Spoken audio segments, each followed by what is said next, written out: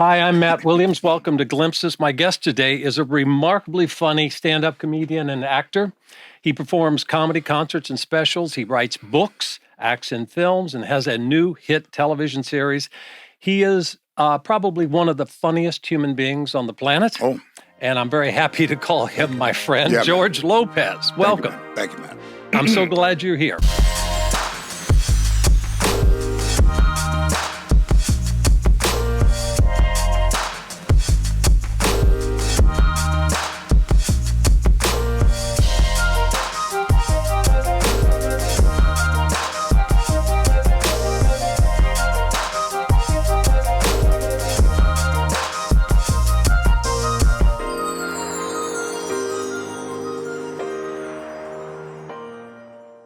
You know, you're one of my favorite people.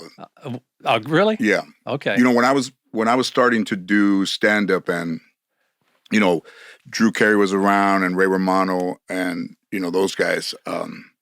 Tim Allen. I was with Tim Allen in Indianapolis. I think months before the show started, and then that show, like Tim said one time at an ABC event, I was number one when number one was number one, not when number one was the number one comedy. Right. When number one was beat 60 Minutes, like back then. Yeah. I thought, wow, that's exactly true.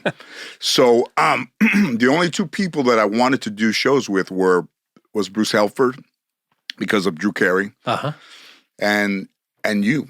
And I did it. I read for you one time at Disney, Friday afternoon. You had your sweater on. I think you were wearing like taupe, like, brownish beige.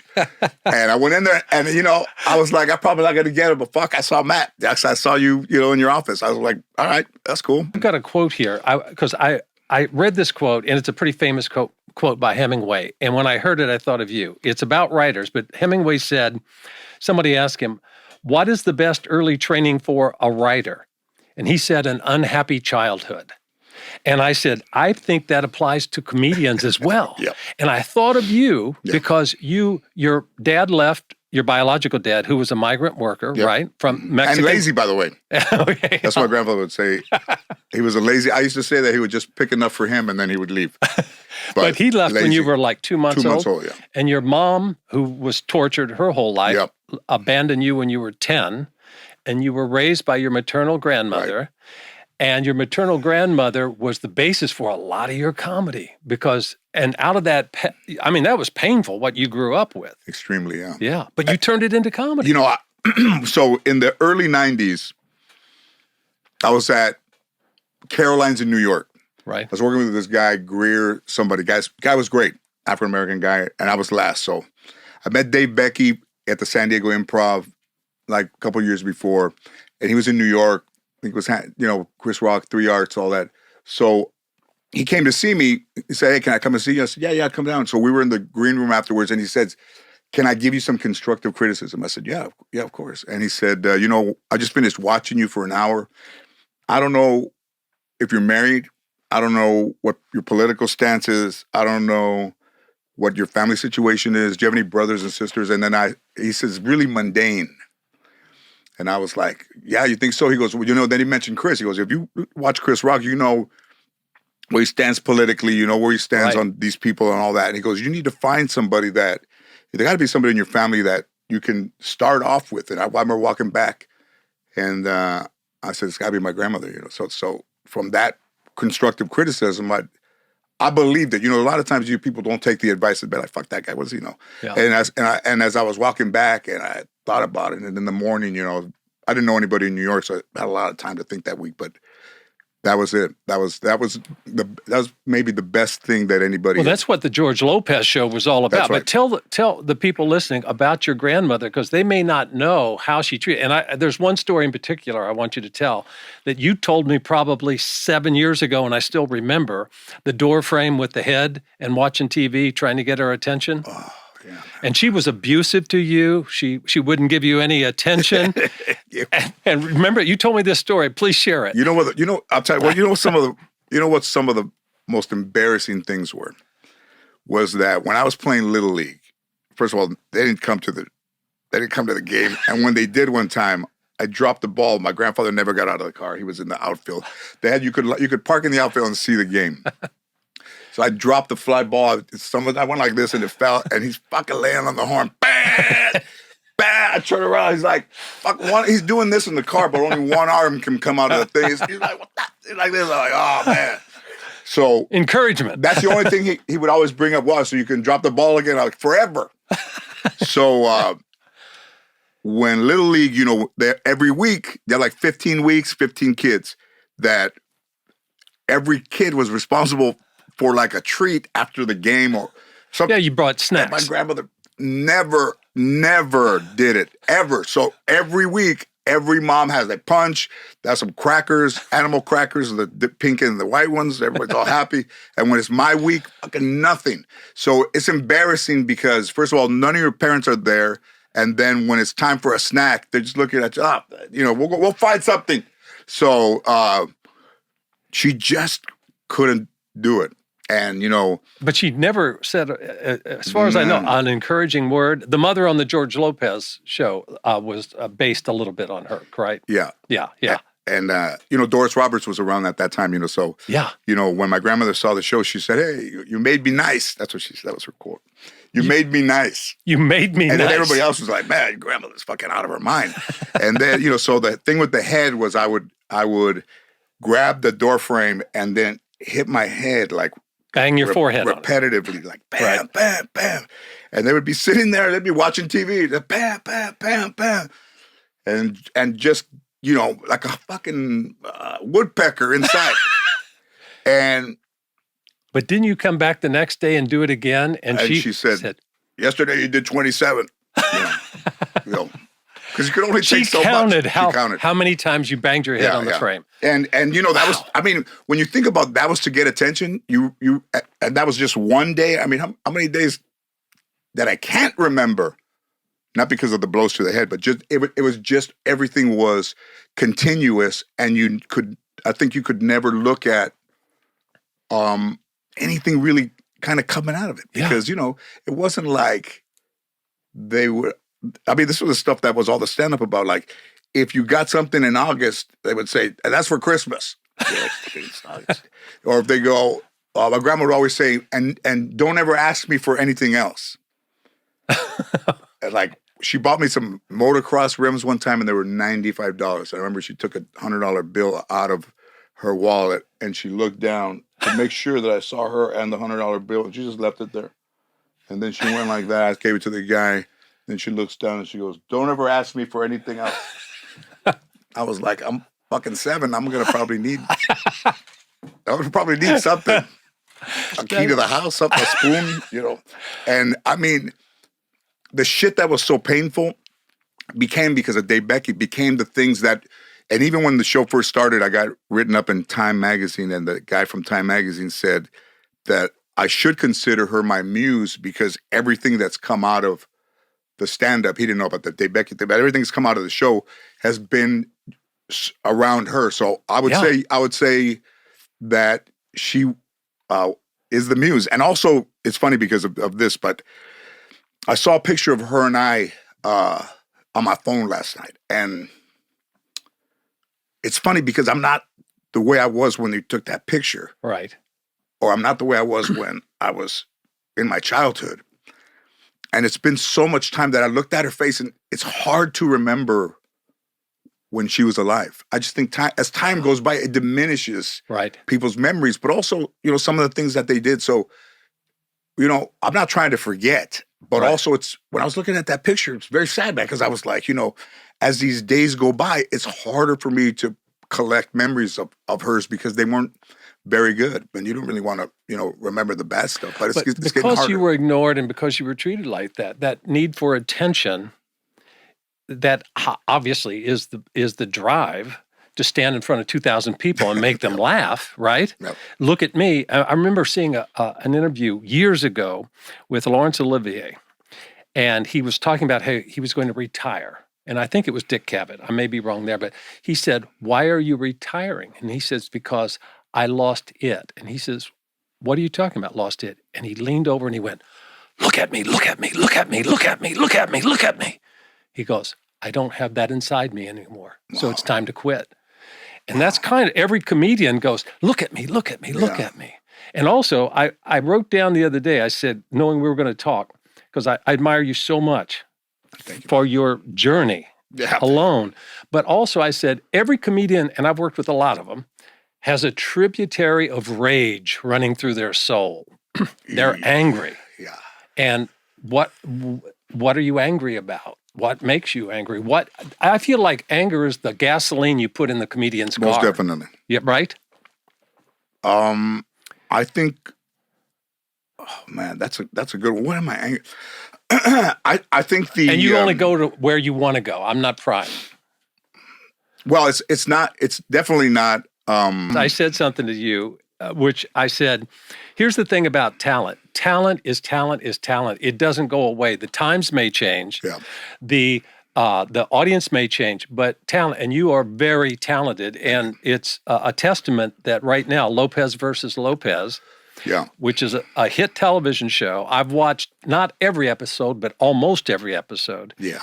And what you have going with your daughter, Mayan, let's talk about that, because you've got a father-daughter up there, and you can't write that chemistry. That chemistry comes out of the blood and the relationship. So what's that been like? Anne went to SMU, actress, theater, great. Great mind for casting, great. Funny, me, the way. So Mayan, did some, theater in school, and then, she wasn't unfamiliar to it. But then, when she was 12, she's like, I want to go to Second City in Chicago when I'm like 18, 19, and she did. She got in. I never called or. She got it on her own. And she got it on her own, and she couldn't figure out what she wanted to do. I think she went to like London and all that stuff, but I don't even think she was really an actress a year and a half ago or 2 years ago when Debbie Wolf, who was working with Bruce on the Connors, saw one of Mayan's TikToks about the kidney and me being unfaithful to her mother. And then the guy was like, did a skit about, taking the kidney and then, the money or some shit like that. So she responded to it, and then with the song, and pretty heavy against, I would say I was probably one that was the most targeted, she was defending her mother, and that guy was talking about me, what a piece of shit I was, and then she was defending her mother. So that leaves me out there. So she was just about the money and the bag, and she was twerking upside down in the video. And I remember I was playing golf with Anthony Anderson, and he said, oh, yo, man, did you see Mayan's TikTok? I said, yeah, I saw it. Yeah. And he goes, what do you think? And I said, what do you mean, what? I can't tell her not to put it up. Am I happy? I said, no, but I can't tell her to take it down. I would never. Right. But that's what Debbie Wolf was looking at 3 o'clock in the morning, and she thought, maybe there's an idea here. So when Bruce Alford and Debbie got Mayan and I on a Zoom during the pandemic, I think it was during the pandemic, and they started to explain to us the concept of the show, and then Mayan said, well, I don't want the kidney thing to be an issue, and there's a couple other things, but if you can do those, correct those, then I'm interested. And I said, yeah. I said, hey, I'm interested. And when we hung up, for the first 5 seconds, I thought, this has to be animated, because I don't think people could talk to each other like that. Simpsons and American Dad and Family Guy, that humor is way out there. Right. And as humans in a show, I thought there's no way that can be approved by a sitcom. They think that's too much. I mean, it's a little bit too harsh for a relationship. Right. And then, we pitched it to NBC, and they were all in. First that we wanted. Pitched it the next day to ABC, and they were like, well, come home. This is your place. We want it. But then they didn't want to step up with the money, and NBC never relinquished that interest. And still, even better now, like they love mine. But the idea of, fucking like a scarlet letter, man. You're walking around the set, and when you talk about stuff that's bad, I'm the guy they're talking about. Well, even in the pilot, she's upside down, videoing herself, talking about you. But isn't it interesting, George? I had never made this connection. Your pain as a child, coming and turning into the comedy. Her pain, she turned into a comedic TikTok video.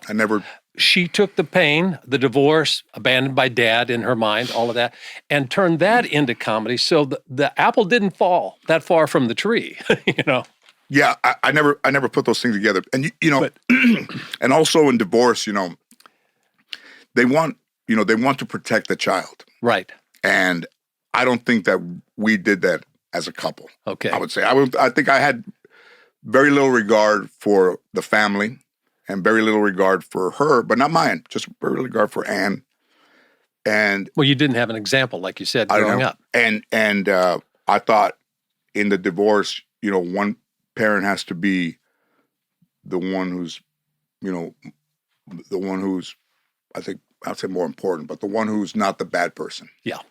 And, that affected our relationship. So not talking for all those years was not devastating to me because I grew up alone. I'd be like, hey, man, so that's all right. If they don't want to do that, it's okay. And then gradually it started to kind of turn around. But I wasn't, I don't hate anybody, but I just could not be around Anne. I mean, I was telling mine, this is the whole reason why people get divorced. You know? And it's just, and it wasn't that whatever it was, but I remember one time she said to me, man, she said, I hope that you love me as much as you hate mom. And I was like, oh, man. I said, what? I said, I don't hate your mom. But that, when your kid says that, man, it's like that. Yeah. That shit is like that. It's devastating, man. And whether you can't feel or not, you got to know that that's devastating to that person, to that child. But also, in the pandemic, it was my birthday. Let's give you an idea of. So I was having a birthday where people drive by your house, and you can't because they can't come in. Right. So the people that I know got mariachis to come to my house, but they got the address wrong. So they're fucking like 5 houses playing, and I'm on the balcony of a thing, and they're playing all the time. It's over here. I can't leave the house. Hey, they're playing out there in front of. There's nobody at that house. They're playing. I'm like, hey, cars are passing by. They're passing by. They're going. Hey, the 2 people having a birthday. They just missed it completely. And then Anne and Mayan come over, and then they come in the house. It's like, and people had come by. There was a girl that I know that baked me a cake, and because I was giving her tickets to the Playboy Jazz Festival. So Anne comes in, reads the card, looks at the cake, throws the cake in the trash. Okay. And I said, what's all this stuff? And she goes, oh, I threw one of the cakes. I said, for what? Some whore drove by. I don't know if she baked you. Some whore baked you a cake, made you a cake. Some whore made me a cake. Let me see what card the whore. Oh, I said, So it wasn't a whore. It was a nice. So I opened the trash, and there it is in the trash. Right. So I took it out of the trash and cut a piece of it and ate it. That's got to be in the sitcom at some point. You got to because I'm like, hey, don't come to my house and throw shit in the. I haven't even seen it yet. But that again, overstepping boundaries. Right. Right. I've never been in there before. Now she's throwing my shit away, looking at all the cards, looking at what I have in the house, and all that other stuff. She hadn't been there. So we have a couple of drinks for my birthday, and then they just won't leave. I can go. I had shit to do. I stayed from like 1 to like 11. You're truly a loner. I mean, you are a loner. I couldn't tell them to leave. So around 7:30, the sun's going down, and having a couple shots. And then Anne says, why don't you guys take the car and I'll get a ride home. And I grabbed my phone, capital. I told him, do not leave! Exclamation, don't leave! Because I couldn't say don't leave, but she read it and she understood that, it probably wasn't a good idea and that they should probably leave. But I mean, I was hoping to have like a simple birthday, and then it just became this thing with throwing cakes away and well, see, your life, George, your life is a sitcom. All you have to do is. It is. But I didn't want it to be. I mean, I wanted some elements of it, but not that shit. Not all that. The whore cake episode. The whore. Fuck yeah. So it's just. I would go and like close the door, and I would be like, "What did I do?" Like, I know what I did, but how does having a birthday party come back to all of the things that were around when I was married? It's just there's no correlation to them, but they draw from those things. So. I want to talk about your hero because. So Mayan. So to do the show with Mayan, there's a line between real life and the show. Real life, but also she worked really hard. And these kids don't have to work hard. So in the pilot, I could see a couple of places where she was probably a little bit frustrated because I could tell. And we were rehearsing, and she said something under her breath, which is one of the things that she does. And I said, "Hey, you all right?" She goes, "Yeah, no, I mean, yeah." Then I said, "Hey, let's take 5 minutes." And then I told Kelly Park, the director, because I didn't give her any acting notes, or I didn't want to be that person. So I said, "I'm not going to do that." So I talked to Kelly. I said, "I think mine's having a little bit of some frustrating times, And she goes in there and she said, "Listen, I can have 10 Mayans here in 2 hours. So this is what you wanted when you were growing up. Now, you want to go out there and do it, or do you want to stay in here and sulk and be? This is part of what it is, man. This is what it is. Right. Sometimes you're not going to feel good. Sometimes you got. But if you're having a problem, let me know. But if you're having a problem just because you're frustrated, let's work it out." Right. And I think me not giving her any advice about acting and all that stuff is really one of the reasons why the show has been successful, and the fact that those actors are great, but also, it's just out of body. Like, I look at her and I see her as a 2-year-old, I see her as a 5-year-old, a 7-year-old every day, and it's like, wow, man! Of all the things that have happened to me, pretty amazing things that I never, ever, ever thought that this would be one of them. So I'm blown away by the fact that people love the show and that they find things relatable, and that I was able to go back and do it again. I mean, 15 years out is tough, and we tried to step in, but when you're out, you don't get any credit for being in at any time. You're out, and when you're but both shows, George, are family sitcoms, and the thing that I hope audiences realize, when you have a family sitcom, it's relatable whether you're Australian, German, Nigerian, Bolivian. So. Yep. Everyone's got a family, and what Lopez versus Lopez and the George Lopez show had in common is it's family, that dynamic. So the people sitting at home elbow the person and go, "That's you. That's my dad," or "That's my daughter." Right. And that's relatable. True. Yes, and sir. your show is so That's relatable. Right. Thank you. I'm still the idea, and that's why I wanted to look the way that I looked there with like the bigger goatee and because I didn't want to have any correlation to the first show or do things that I did in the first show. So I had to look like I had no place else to go. I think I accomplished that. I want to talk about you as an actor, because you do movies, you do TV, you do stand-up, they record concerts. Yep. Of all of those, what's the hardest? What's the hardest for you personally when you're up there? Is it being funny in front of a cold lens, or standing in front of 2,000 people, or is it the grind of TV? What makes the strongest demands on you as an actor? You know what? I think people have asked me this question. I've never really answered. I'm going to tell you. The thing that is the toughest for me is to get to an emotional place that is real and not broad, but not in a sitcom. In movies. Right. So I started to do these small part, River Runs Red, Swing Vote, No Man's Land, and they weren't big movies, but they were movies that you had to act. Right. And the problem that I would have is with the emotion of what that person would be going through, because I would cut my emotions off. Mm-hmm. So as an actor, you have to provide that emotion from memory. I just would have a hard time getting to a valuable emotional place for that scene, and they would have to, talk to me again. It wasn't that I wasn't a good or bad actor. It was just to make that believable. That's where I would struggle. Right. So, right. But all of those movies were, modest budgets and things that I just did to remain acting. Right. But also, I'm going to tell you that, the universe and things. So I was doing a show, I was judging a dog show with Lisa Vanderpump for Facebook. Okay. And she brought her dogs, and we were, it was like world's best dog. So when we were finishing up all those episodes, this girl comes over to my window, and she's standing there with this. And I roll the window and I said, "Hey, what's going on, George? Hey, I'm Lorena. Gordon is my brother, And I said, "Hey, what's up?" He goes, "Oh, what do you do?" "Oh, I'm trying to make a film." And I got out of the car. I said, "Hang on." I told her, "Hang on."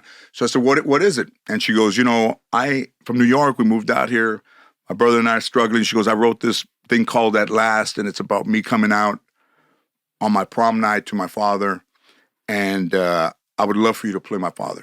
And I said, well, yeah. Well, what do you have? Do you have like anything? She goes, no, I don't have anything, but I think I could do it. I have the written script. I'm pitching around. I said, okay, here's my cell phone number. Here's Clarice, my assistant. If you get the money to do it, I'll play your father. Wow. So she had the temerity to just ask. And also, I think I wanted to do it because I know what it's like to not have somebody help you. And I also know what it's like for her to have me attached to it. I think would be a little bit easier to get through it. Yeah. So, I was busy working and stuff, and she would try to get a hold of me. I didn't. And then one time she came to the Laugh Factory and she goes, hey, I got it. I said, all right, I'll do it. Nobody wanted me to do it.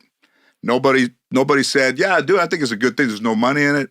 It's incredibly low budget. Everybody thought, hey, you're a nice guy. Don't do it. She'll be all right. She'll do it. I said, no, I'm going to do it. So we'll go to Chatsworth, and the kid from the Peanut Butter Falcon is in it. He plays her date. Yep. And I just did this thing where I was really happy to see her. And the prom, the guy, and then she tells me, she's gay on the phone. And then I'm like, okay, Bub, just be safe. Come home. So, but I got there in the emotion. So it wins some, awards and festivals and all that stuff. And Angel Miguel Soto, the director of Blue Beetle, was in L.A., and at the L.A. Film Festival, he's just going around. He's got Blue Beetle that he wants to do. And he goes in there and watches At Last. And he's watching, and he starts to cry a thing, and he goes, fucking George Lopez. Fucking drama, wow. Wow. And then he puts me in the Blue Beetle. I just learned this right before the podcast. I didn't know you're playing the uncle. Yeah. Yeah. And that's how it happened. And everybody told me not to do it. And I got it from helping someone else. Right. And, it's just, I don't know how these things work, Matt, but, I was never going to say no to her. Right. But also whatever the universe and whoever's out there. I was playing golf with Don Cheadle, and he was talking about they were going to go to Australia to do the next War Machine or the next Iron Man, whatever the franchise is. Right. But he wasn't sure if he wanted to go. And I mean, you're just like, wow, man, what options to have. And I was driving home from playing golf, and I was by the Hollywood Bowl. And I just say out loud, what do you have to do to get a franchise movie? I said, what do you have to do to get a franchise movie? And I think a month later, I got Blue Beetle. And you got it because you helped someone. Yep. That's wonderful. And yeah, so it's between and then like a year ago I said, how great would it be to have this show get picked up and then have Blue Beetle ready to come out, and that's what's happened. So I mean, I don't run the universe, but if I can put it out there, I make it happen. Yeah. I don't know how that is, but. Well, we're talking about glimpses, and I told you a little bit about the book, and it's finding little glimpses of God. Yeah. And by God, I know you were raised Catholic, but you're not religious per se, but you believe in faith and love and the universe. Yes. And do you see glimpses, and by that I mean moments of grace and goodness in your life? It sounds like this is one. You helped this woman out of the blue, and look where it led. I think I've had glimpses of things that were around me from the time I was at my darkest time. I was surrounded by things that would mean something to me later in life. Really? So when I was growing up in that house, track home, 2 bedrooms and 1 bathroom, and I had Kiss posters on the wall. I had Ted Nugent. I remember I went to a Hollywood swap meet. I bought a big, huge Van Halen Women and Children First poster I had on my wall. My grandfather hated that I had posters up. And I had music, and, his father, his nephew worked for a record pressing plant. So I would get the discarded ones, but they were all really good ones. Elton John and like Stevie Wonder, all that stuff. Everybody that I admired and everybody's image that was in that room became my friend. Oh. I don't know. I just got to know him, and we became friends. I know Elton John, we're friends. Ted Nugent and I talk. I know all the guys in Kiss. I've been on their jet flying through Europe. Oh my God. And Eddie Van Halen and I were extremely close. And how old were you when those posters were up? 12. 12. And I mean, everybody in there, every single person. The music I played, I became Stevie Wonder. Know him, sang me Happy Birthday a couple of years ago. It's just beyond the most. I just don't explain it. So glimpses, yeah. Little did I know. I never said, "Hey, I want to know these guys. I want to be friends with them." None of that. It's just whoever I surrounded myself with that I admired, I became friends with. That's incredible, George. Yeah. That's incredible. Nobody really knows that. I'm going to talk about that, but no, that's incredible. But, I don't think people realize how. Because you're very funny and you're detached and you're guarded and all those things you talked about. Yep. I don't think they realize that inside George Lopez is this big marshmallow heart. I don't think they do. There's a big marshmallow in there. I think they say I give money to people that I don't know because I think I don't want to get like recognized for doing stuff, you know. Yeah. I would always give money to people that were homeless and stuff, and everywhere. I mean, you know, I paid a lot of money out, but I think I don't know, man. I'm not trying to do it because everybody likes me. They don't know me, but I just think I'm just helping people out. But you're getting ready to do Blue Beetle. Yeah. You got a hit TV series.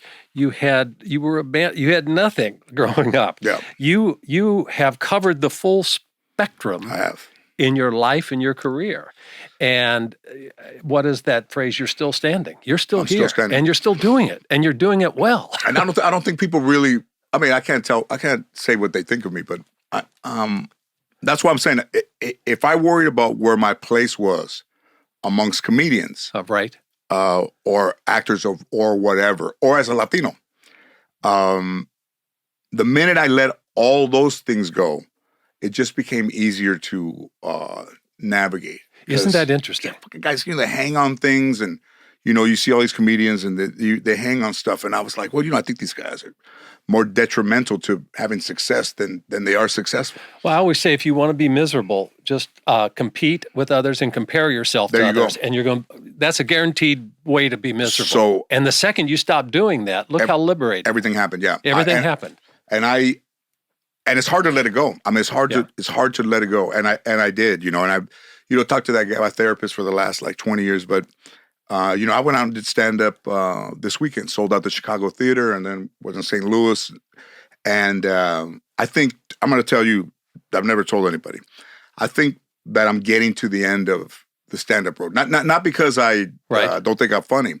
I just think 44 years is a long road. Wow. And being out there in the hotel on Sunday afternoon, it's like, I think this thing has been done. Yeah. I mean, I can't quit cold turkey, but I think at some point, maybe, I mean, I'm not going to do another special. So usually you would tour just to kind of prepare a special, but I'm not going to do that anymore. So I think maybe, I don't think there's an end date, but maybe a year. Yeah, you wind down with that. I think so, well, you're making movies and a hit TV show, so you've got a few things on your plate. And I thank stand-up for getting me all the things that I had in my life, and for never leaving me as a companion. Like it never left me. It never made me work for it. Like I've always appreciated. I think when I've gone to the well, there's always been something there. So I don't know where that talent is, or what that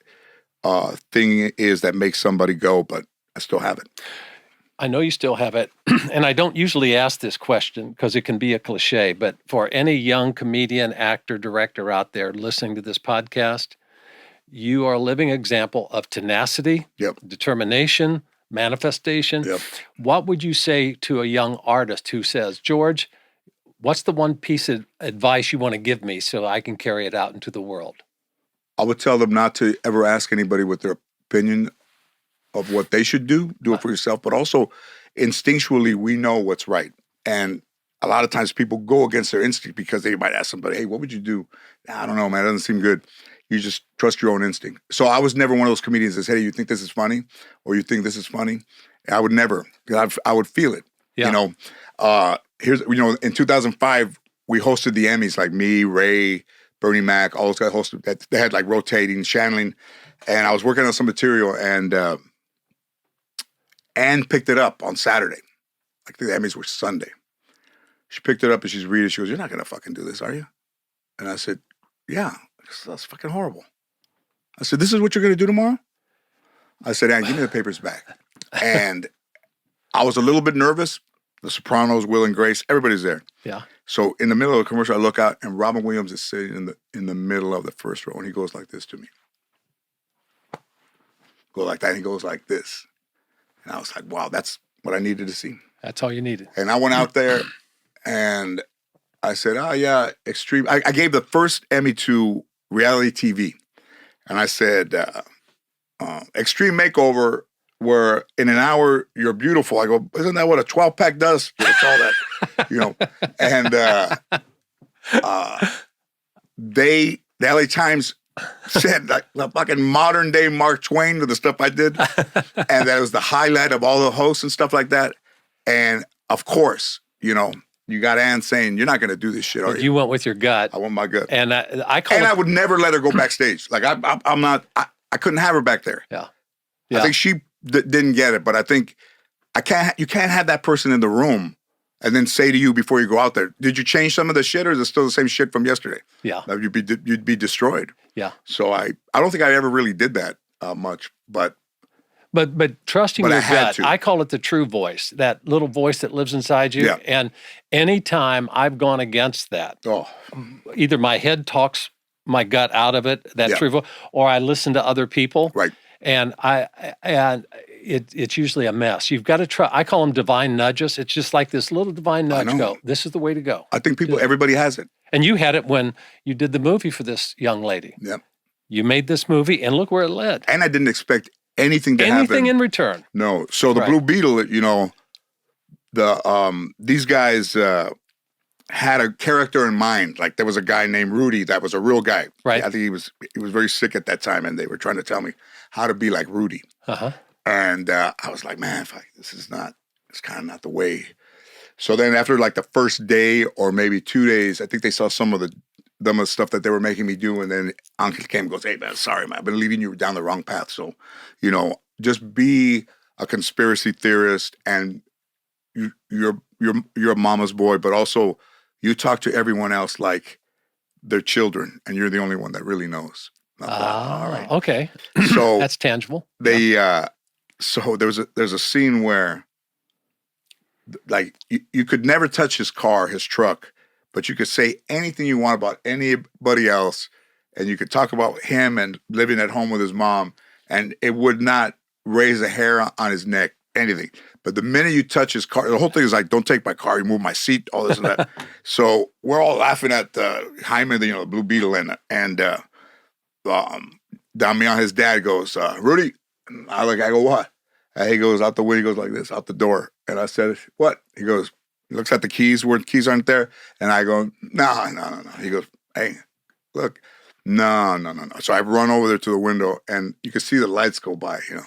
And I scream. He goes, "Let me hear you," like really scream. Like, so I thought like, my thought was somebody had kidnapped Mayan, and they're running across the street. Uh-huh. So I went, ah! I look back, I go, "Mom, it took my car." And then I made the character faint when things got too heavy. So I'm like, "Mom, the kid." He slides down the wall.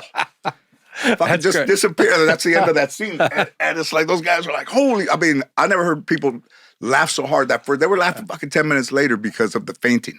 And I thought, just this dude, like when you short it out.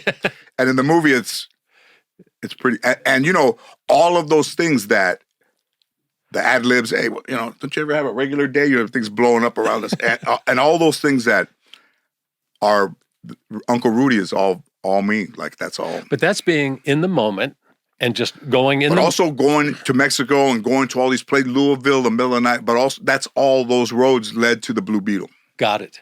So all those freezing nights were out there, and all those scenes were, and all those movies that everybody thought that I was ridiculous for doing. Right. They all led to the Blue. They all led to Lorena. Then they all led to the Blue Beetle. That's great.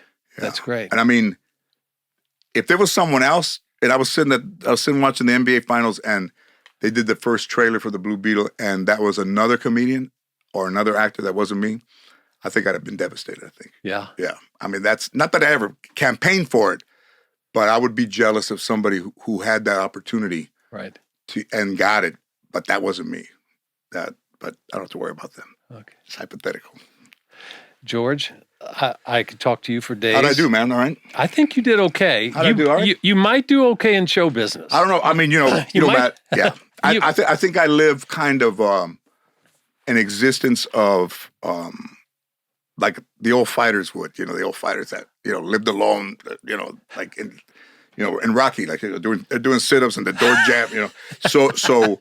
But also, like a year ago, my friend Ernie passed away. The guy that I grew up with. Okay. You know, passed away. Grew up with out here. And my first friend. Yeah. And he passed away. First one of all the guys to pass away, you know, at our age. And he passed away the night before we started the pilot for Lopez versus Lopez. Man. And I never told anybody that he had passed away. I didn't tell my end, didn't tell anybody. Right. And it was extremely, extremely tough. We weren't really talking at the time, but extremely difficult for me.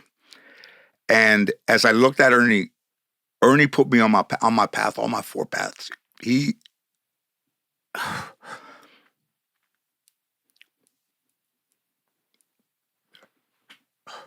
Wow. We bought guitars first together. Still play. Trying to play. He introduced me to Richard Pryor because he had on TV and they had cable at that time. Right. Introduced me to Richard Pryor, the comedy. He got me playing golf, and he got me doing stand-up. Oh my gosh! All the 4 things I do, he put me on those paths. Not one of those fucking things was my idea, and I didn't realize that until he passed. But you know, also all the guys I grew up with were like, "Who's going to pay for the funeral?" Well, you know, we could put a little. I'll pay for the whole thing, and I don't mind. But those guys shouldn't have said. You know, yeah, we'll bring ice, you know. But I mean, you know, it was an honor to do that. But also, I didn't realize the significance of this guy. I only worried about that we weren't talking. Yeah. You know, I didn't worry about the love that I had for him or the significance of his purpose in my life. Yeah. I think that fucked that up. You know, yeah, that made me angry that I wasn't better to him and didn't let some of that shit go that was from way back. So, you know. But he obviously set you on a path that... Yeah, we bought the guitars and we bought these pig nose amps that are like practice amps. I saw Jimmy Page had one at Madison Square Garden, a black and white picture. Yeah. And when I went to his house to have a like dinner with all his friends there, his pig nose amp was in his room and my pig nose amp was still in my room, like 40 plus years later. That's incredible. Crazy. Yeah. It's incredible. So, all right, that's we can end on that. Okay. Oh, thank you, man. George, I love you. I appreciate you, man. I mean, I love this you. was a big thing for me to do, too. I know how busy you are, and I know your schedule's insane. In fact, you're running off to do another thing here shortly, and I can't tell you how much I appreciate you taking the time. Thank you, man. I love you for helping me, and every day doing St. George was amazing, man. And I appreciate you. You're one of there's nobody I respect more than you. Well, God bless you. Thank you. That's it for Glimpses. As you go about your day, stop, take the time, look around, and see if you can catch a glimpse. George Lopez, God bless you, man. Never give up. Never give up.